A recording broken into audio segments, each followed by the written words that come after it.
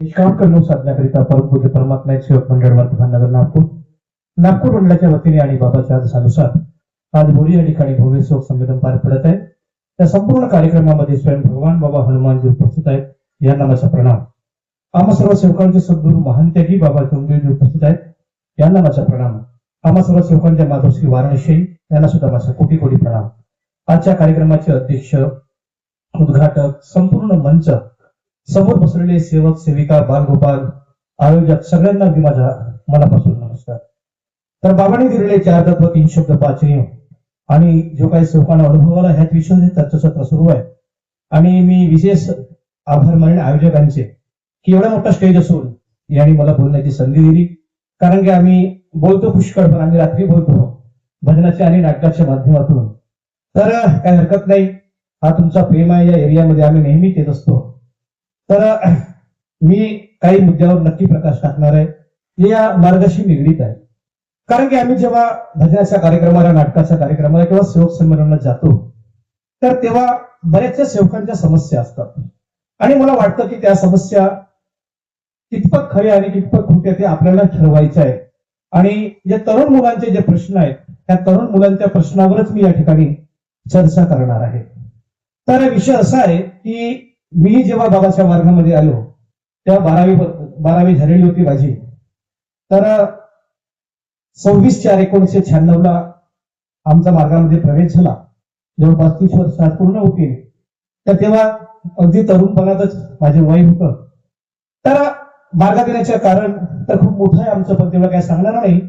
विषय असा की घरी दारूचं व्यसन, घरी पाटील की आमच्या नावासमोर पाटील, आम्ही पाटलाचीच खानदान, पण मुलगा पुढला गेला, फक्त पाटील राहिले. आणि तेव्हा कुठं त्या बाबाची आम्हाला आठवण झाली आणि अशा पद्धतीने आम्ही आमच्या वडिलाला आणि भावाला समजवलं की ते सर्व सोडून आपण बाबाच्या मार्गामध्ये जायला पाहिजे. आणि परंतु माझ्या वडिलांची एक इच्छा होती की मी दारू तर टंकीने पेत होते, पण म्हणे मटण जर सुरू असेल या मार्गात तर मी मार्गात प्रवेश करतो. आणि योग कसा या मार्गामध्ये मटण खाता येते आपल्याला, हा एक विषय होता. आणि माझे वडील मोठ्या मुश्किलने ह्या मार्गात यायला तयार झाले. माझे वडील तसे शाहीरच, नाटक कलावंत आणि भजन गायक, शाहीर म्हणून प्रसिद्ध होते. आणि पाटलाचाच पोरगा तर थाट होता त्या काळामध्ये. विकत जाणे, दारू पेच जाणे, दुसरा बिझनेस काहीच नाही. 1 एकर 2 एकर दरवर्षी विकणे, तशा माध्यमातून संसार सुरू असताना मग आम्ही मार्गामध्ये प्रवेश केला. आणि मला सुद्धा छंद लागला. जे गुण असतात ना वडिलाचे ते अंगामध्ये येतात. आणि छंद लागला. मी बाहेर सुद्धा शिकत सुद्धा होतो. तेव्हा बाबा हयातमध्ये होते. तर आणि तेव्हा जेव्हा भजनाचा जो कार्यक्रम आहे हे सुरुवात मी नंतर केल्यानंतर आमच्याकडे जेव्हा कार्यक्रम व्हायचे तेव्हा कटाछापी खूप व्हायचे.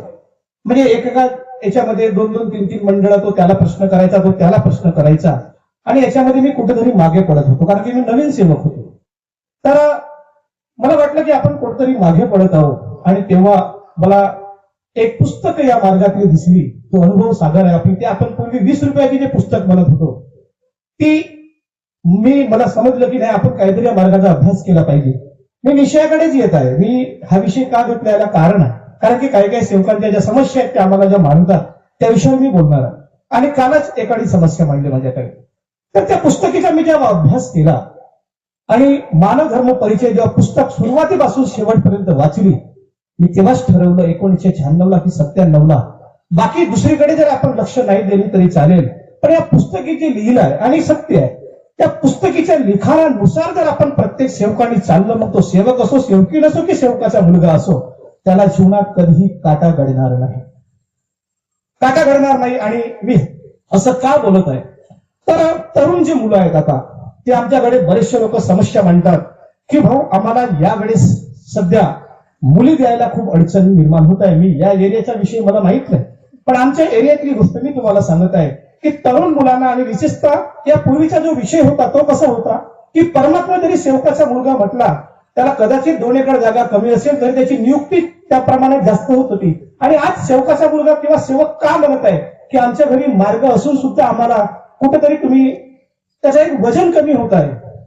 हा कालही मला एका जणांनी प्रश्न केला की म्हणे माझ्या घरी मुलगी आहे, एक लाखणीचा सेवक आहे, मी नाव सांगणार नाही, सुंदर पार्टी आहे, परंतु मुलाची आई नाही म्हणत आहे.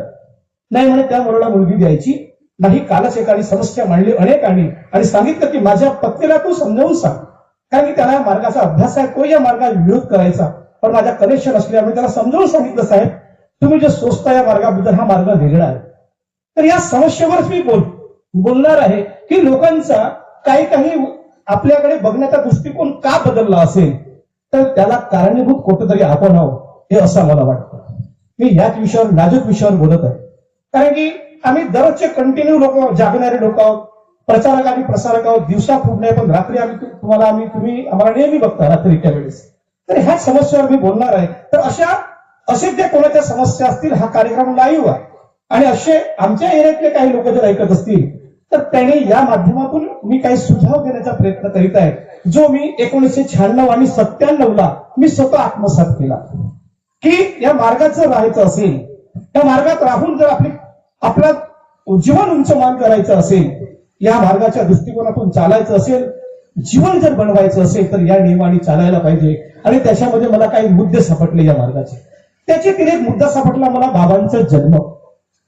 बाबांचा जन्म कुठे झाला? मी बाबाचा पहिले जन्म पाहिलं. सर्व खूप मोठा विषय, हा मंच खूप मोठा आहे, कारण की या विषयावर मी फार एखाद्या वेळेस बोलतो, खूप वेळ जाते, पण मला माहित आहे माझी किती लेवल आहे, किती लेवल म्हणजे किती बोलायला पाहिजे.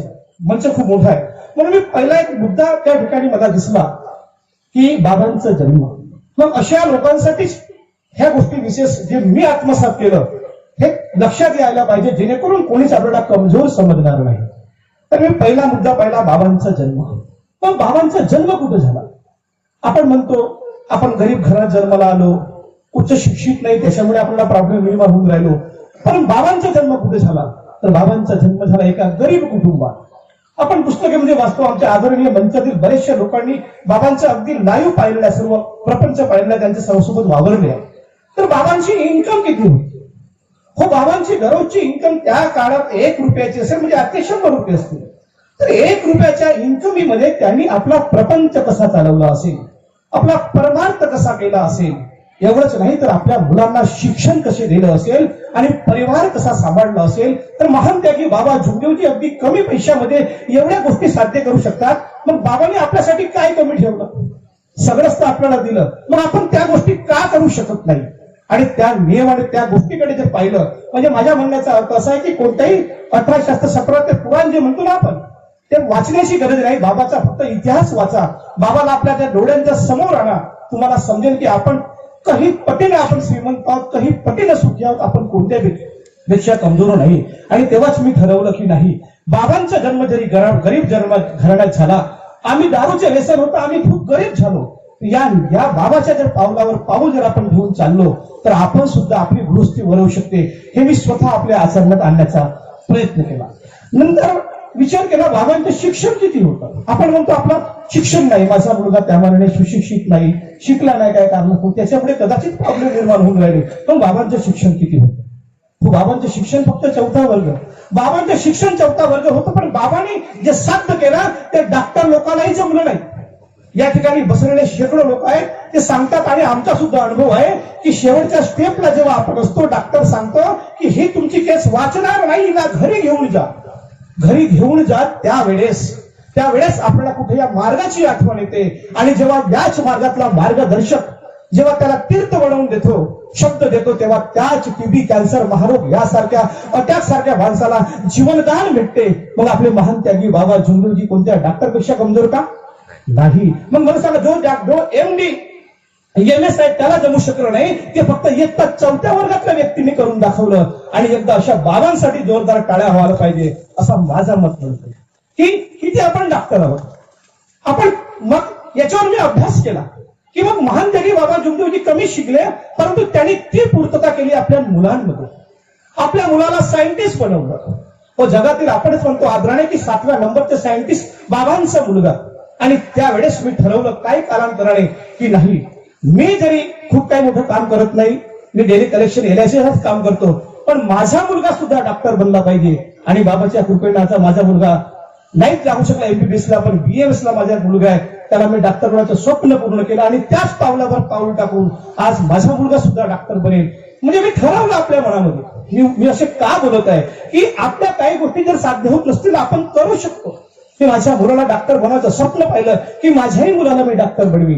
आणि एक मुलगा रिफॉर्म करत आहे एक मेडिकल क्षेत्रात आणि एक डॉक्टर, आणि ते स्वप्न जे माझे अधुरे राहिले ते स्वप्न माझ्या मुलाच्या रूपाने मला साध्य करायचं आहे. ही मला संकल्पना कुठून मिळाली असेल तर बाबाच्या आत्मचरित्रामधून, की बाबा हुशार होते परंतु त्यांनी जे जमलं नाही ते मुलांच्या हातून घडवलं आणि बाबाने आपल्या मुलांची इन्कम स्ट्रॉंग केली. म्हणून महान त्यागी बाबा झुंजूजी या मार्गाचा प्रचार आणि प्रसार करून आज आम्हाला अनेक लोकांना दुःखातून मुक्त केलं. अन्यथा बाबाला आज प्रत्येकाला फीस द्यावी लागली असती. महान त्यागी बाबा झुंजूजींनी निष्काम कार्याने का केले, निष्काम कार्य का केले असतील तर स्वतःच्या स्वावलंबी बनले. तर या ठिकाणी बसलेले बरेच लोक आहेत, त्यांनी मला सांगितलं की बाबा स्वतःची तिकीट सुद्धा स्वतःचे तिकीट सुद्धा स्वतः काढायचे आम्हा सेवकांच्या कामासाठी. असे बाबांचे जे स्वप्न आपण साकार करायचे, बाबाचे विचार आपल्याला घ्यायचे आहेत. आणि हे पुस्तक जरी वाचलं, बाबाचा इतिहास जरी पाहिला तरी मला वाटत नाही की या मार्गातला कोणता सेवक भटकेल आणि दुसऱ्याची काही मार्गदर्शनाची गरज असेल. नंतर एक प्रकार असा वाटला की बाबाची इमानदारी, बाबा इमानदार किती होते. तर महान त्यागी बाबा झुंजूजी जेव्हा सोनाराच्या दुकानामध्ये जेव्हा काम करत होते तेव्हा त्यांना काही गोल्ड सापडलं, सोनं सापडलं, गोप सापडला. त्याच्यामध्ये महान त्यागी बाबा झुंजूजींनी त्यांना ते रिटर्न केलं. म्हणजे याचा अर्थ असा की चोरी करून आपण श्रीमंत होऊ शकत नाही, तर 1 रुपयाची मजुरी करून आज करोडपती बनू शकतो. आणि आज महान त्यागी बाबा झुंजूजी आमचे करोडपेक्षाही कमजोर नाही. कारण की झाड दुसऱ्याला सावली देते, स्वतः ऊन घेऊन अंगावर. झाड दुसऱ्याला सावली देते, स्वतः ऊन घेऊन अंगावर. आणि बाबा झुंजूजींनी कष्ट केले, आम्ही सेवक मजा मारतो फुकतावर. हो बाबा झुंजूजींनी कष्ट केले, आम्ही सेवक मजा मारतो फुकतावर. हो बाबांची तुम्ही आठवण करा, डोळे डोळे येतो पाणी. बाबांची तुम्ही आठवण करा, डोळे डोळे येतो पाणी. सारा समाला तुम्ही फिरून या, पण नाही मिळणार बाबा सुमदेवजीची आवाणी, नाही मिळणार बाबा सुमदेवजीची आवाणी. कारण त्यांचे विचार तुम्ही फक्त आत्मसात करा. आणि मी केलेला आहे. मी थोडासा बोलण्यात प्रामाणिक आहे, तेवढाच आहे, कडक सुद्धा आहे. पण कडक जेव्हा एखादा शब्द निघते तेव्हा लाईव्ह लोकेशन सुरू होते आणि 4 मिनिटाचा 1 मिनिट होते आणि मग पुरा गोंधळ होते, तुम्हाला माहित आहे. म्हणून मला माहित आहे काय बोलायचं आणि काय बोललं पाहिजे. तर ठीक आहे, तर मी त्याच्यातून समजलं की नाही, बाबांनी हे जे कार्य केले ते स्वप्नच आपले पूर्ण केले असतील आपल्या मुलाच्या रूपात. म्हणून स्वरूपांनो, पालकांनी भगवत कृपात आपला प्रपंच करून भगवत कृपा करा, पण आपल्या मुलांना शिकवा. हे आपल्याला बाबांनी अप्रत्यक्षपणे सांगून दिलेलं आहे. आणि जो मुलगा 10वी नापास होऊ शकतो तो जगातील 7व्या नंबरचा सायंटिस्ट होऊ शकतो. ही डॉक्टर मनोची करामत नव्हे, तर ही महान त्यागी बाबा सुमदेवजीच्या मार्गदर्शन आहे, हे लक्षात ठेवायला पाहिजे. नंतर झालं बाबाचं अगदी कमी. बाबाचे छंद कसे होते, आता जर आपण म्हणतो बाबाचे छंद कसे होते, पण विचार केला की बाबाची संगत कशी होती, तर बाबाचा छंद होता हनुमान चालीसा वाचण्याचा. सर्व लिहिलेलं आहे पुस्तकीमध्ये, बरोबर आहे. हनुमान चालीसा वाचण्याचा छंद म्हणजे बाबा आध्यात्मिक होते. म्हणून या मार्गातल्या सेवकांच्या मुलांनी आध्यात्मिक राहायला पाहिजे, या मार्गाचे नियमानेच चालायला पाहिजे. त्या नियमावर जर आपण चाललो तर आपल्याला काटाही घडणार नाही. आणि महान त्यागी बाबा झुंजूजीला छंद होता कुस्त्यांचा व्यायाम, शरीराचा व्यायाम. बाबाकडून बऱ्याचशा गोष्टी शिकण्यालायक आहेत, म्हणून आपल्याला काहीही करण्याची गरज नाही. फक्त बाबाचं आपण आत्मचरित्र जर पाहिलं तरी आपल्याला हा मार्ग समजेल, असं मला तरुण मुलाला सांगायचं आहे. आणि शेवटी मी हे मुद्दे का वापरले हे सुद्धा मी सांगणार आहे. नंतर आपण जाऊ आईकडे. आईचं लग्न झालं, आताच सांगितलं. बापूजी बुर्डे, सोमाजी बुर्डे, एक विंतर समाजाचे एक प्रतिष्ठित व्यक्ती. मग एवढ्या चांगल्या घरची मुलगी एका गरीब घराण्यात तर तिचं लग्न झालं. महान त्यागी बाबा झुंजूजी यांची परिस्थिती त्या मानाने नव्हती. मग बायांनी काय शिकलं पाहिजे, या मार्गातून शेवकीने काय शिकलं पाहिजे, तर आईचं चरित्र बघा. आई मग श्रीमंताच्या घरची एका व्यक्तीची मुलगी, मग सर्वसाधारण कुटुंबामध्ये तिचं लग्न झालं. आईनं पूर्ण कुटुंब सांभाळलं. हो, आपणच म्हणतो की जेव्हा संन्याशांनी मंत्र दिला त्या मंत्राच्या साह्याने कोणी पागल होणार होते, जर सक्सेस झाला नाही तर कोणी आलेले झाले. पण महान त्यागी बाबा झुंजूजींनी सांगितलं की प्रत्येक भावाची मिटिंग बोलावली की हा विधी कोण जाऊ शकतो. कोणीच तयार झाले नाही. मग तयार कोण झाली, मातोश्री वाराणसी. कदाचित आमची पत्नी असती तर काय केलं नसतं, अरे आपला तर पती सुज्ञ आहे, चांगला आहे, चल आपण वेगळं होऊन जाऊ, या घरातून वेगळं होऊन जाऊ आणि आपला प्रपंच थाटू. पण आईने निर्णय घेतला की मी विधवेचं जीवन जगणं पसंत करेन, परंतु तुम्ही ही विधी करा आणि माझा आत्मविश्वास आहे माझ्या पतीवर. आणि जेव्हा ती ताकद महान त्यागी बाबा झुंजजीला जर कोणी दिली असेल तर मातोश्री वाराणसी आहे. आणि मातोश्री वाराणसी यासाठी एकदा ह्या टाळ्या व्हायलाच पाहिजे, कारण की तुम्ही आम्ही सुखी झालो ही महान त्यागी बाबाची पुण्य आहे. तुम्ही आम्ही सुखी झालो ही महान त्यागी बाबाची पुण्य आहे. आणि बाबासोबत दौरे केले, धन्य ती वाराणसी आहे.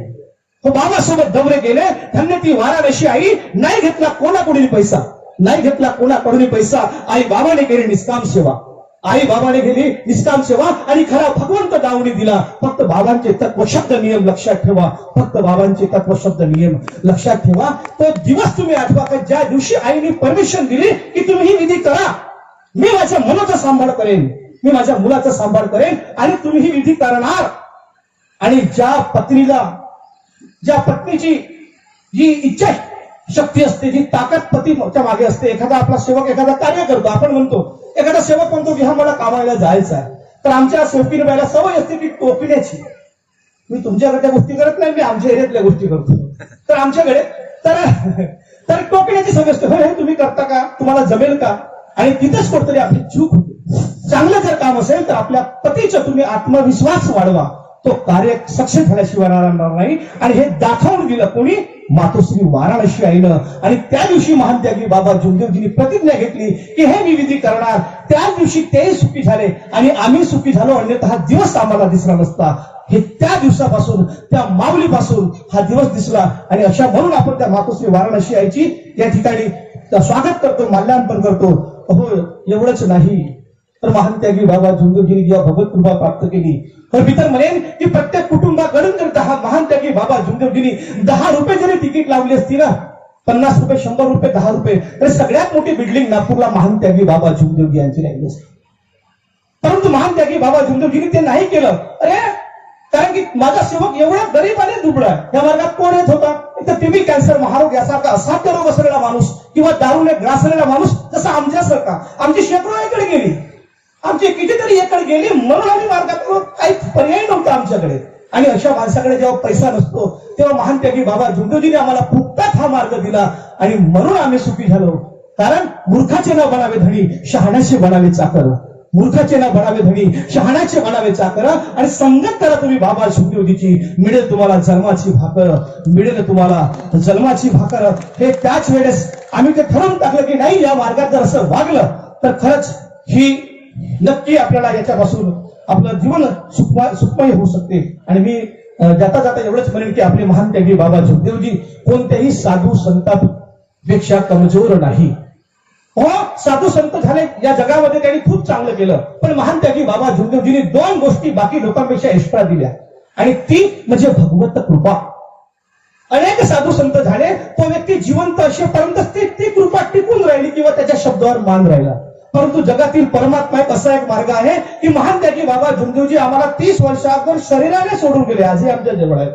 तरी त्याही पेक्षा जास्त प्रमाणात सेवकाची संख्या वाढत आहे. मी नाव घेणार नाही मागच्याच वर्षी, कारण आमच्याच गावाजवळचा मार्गदर्शक आणि मला त्याचं नाव घ्यायला बंदी दिली आहे.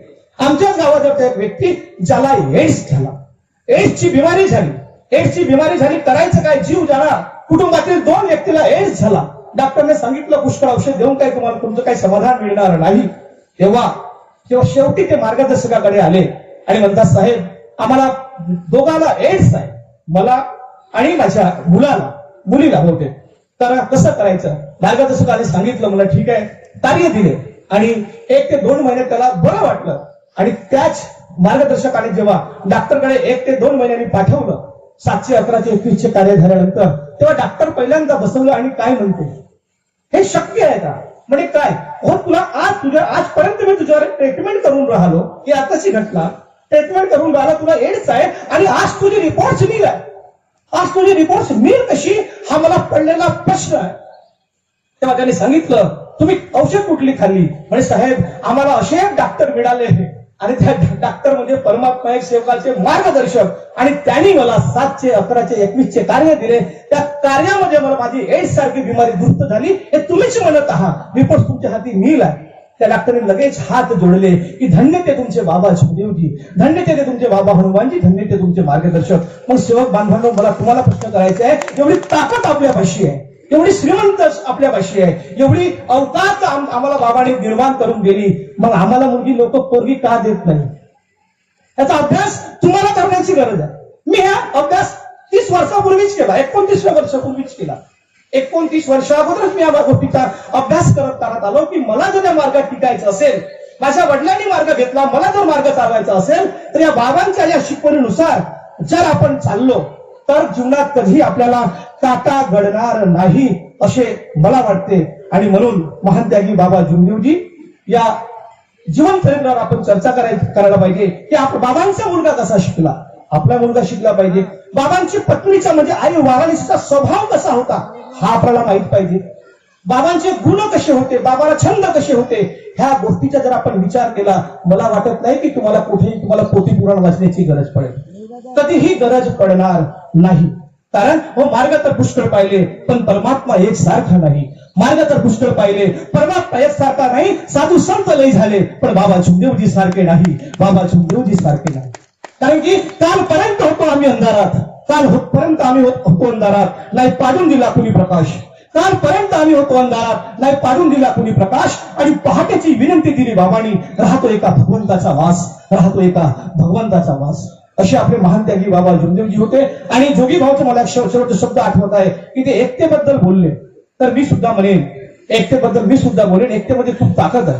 तर कारण की बाबाच्या मार्गात दुःखी माणूस सुखी झाला, बाबाच्या मार्गात तो दुःखी माणूस सुखी झाला. ज्याला समाजात मान सन्मान नाही त्याला समाजात मान सन्मान मिळाला.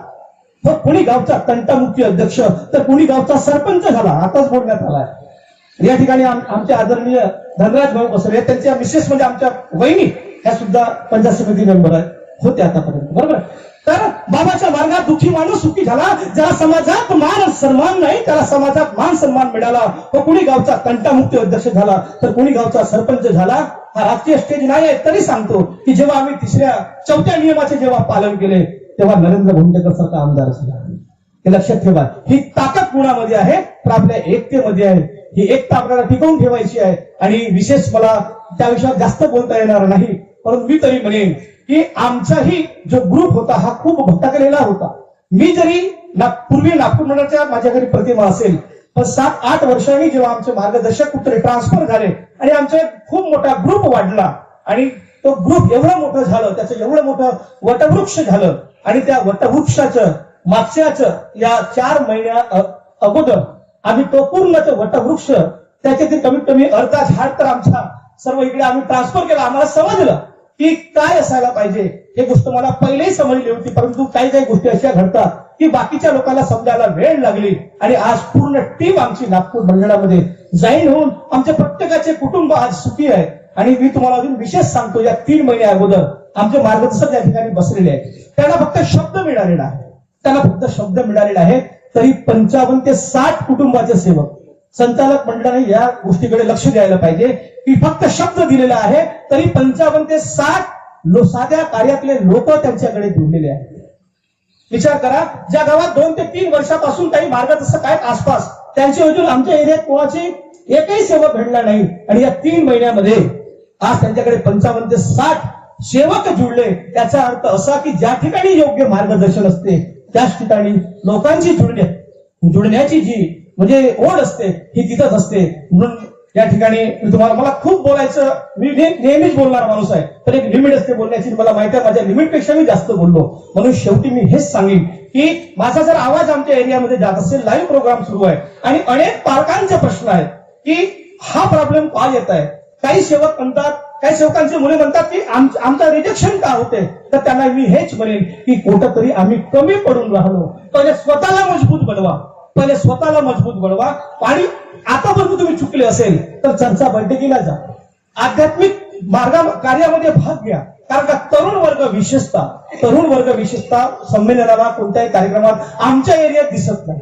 ती फक्त मी ओढ पाहिली नागपूरला आणि नागपूर सारख्या ठिकाणी खूप ओढ असते. म्हणून माझी शेवटची हेच विनंती आहे की तुम्ही बाबांचाच आत्मचरित्र वाचून, ज्या प्रकारे मी हे पुस्तक वाचली आणि सुरुवात केली त्या पुस्तकीत मला जो जीवनचरित्र बाबाचं दिसलं, त्या जीवनचरित्राच्या आधारावर जेव्हा मी कार्य करत आहे तर आज माझा कुटुंब सुखी आहे आणि मी सुद्धा सुखी आहे. आणि बाबाच्या कृपेनं सुखीच राहील आणि मी या नियमाचं पालन आजीवन करेन.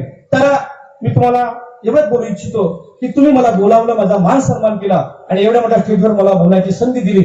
सगळ्या आयोजकांचे आभार मानून या ठिकाणी मी माझे 2 शब्द या ठिकाणी समाप्त करतो. नमस्कार, धन्यवाद. धन्यवाद भुरेजी.